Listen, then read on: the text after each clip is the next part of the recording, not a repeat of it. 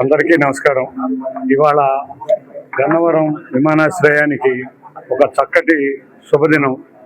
కొత్తగా ATC centre ప్రారంభించడానికి వచ్చిన గౌరవ మంత్రి రామ్మోహన్ నాయుడు గారికి విజయవాడ పార్లమెంటు, ఈ కృష్ణా జిల్లా, ఉమ్మడి కృష్ణా జిల్లా వాసుల తరఫున ధన్యవాదాలు తెలుపుకుంటున్నాం.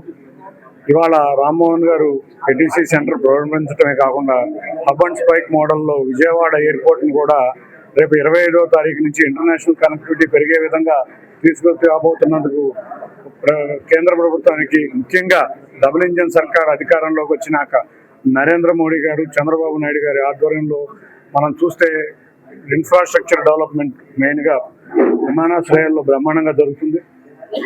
ఇవాళ అధికారంలోకి వచ్చిన వెంటనే ఢిల్లీ ఫ్లైటే కాకుండా కొత్తగా హైదరాబాద్ కనెక్టివిటీ, మెడ్రాస్ కనెక్టివిటీ, బెంగళూరు కనెక్టివిటీలు పెంచడమే కాకుండా ఆ రోజు ముంబైకి 2 ఫ్లైట్లు నడిపే విధంగా తయారు చేశాం. వీటికి తోడు అతి త్వరలో వారణాసి, కలకట ఆగస్టు 13 నుంచి ప్రారంభం కావడం చాలా ఆనందంగా ఉంది. మంత్రి గారికి ఒక్కటే కోరాం, మాకు ఈ ప్రాంతంలో దసరా చాలా ఇంపార్టెంట్. ఆ దసరా టైం కల్లా అక్టోబర్ 15కి టెర్మినల్ పూర్తి చేసి ప్రధానమంత్రి గారి చేతుల మీదుగా దీన్ని ప్రారంభించాలని మేము కోరాం. తప్పకుండా కాంట్రాక్టర్ గారికి కూడా మొన్న మీటింగ్లో కూడా అదే చెప్పాం. వీటన్నిటికీ తోడు రేపు శబరిమల వచ్చే లోపల, ఎందుకంటే భక్తులందరూ కూడా ఆంధ్ర ప్రాంతం నుంచి వెళ్తూ ఉంటారు, మంత్రి గారిని ఒకటే కోరాం, రేపు శబరిమల సీజన్ స్టార్ట్ అయ్యే లోపల కొచ్చిన్కి ఫ్లైట్ కనుక ఇవ్వగలిగితే ఇక్కడ ఎంతో మందికి ఉపశమనం కలుగుతుంది.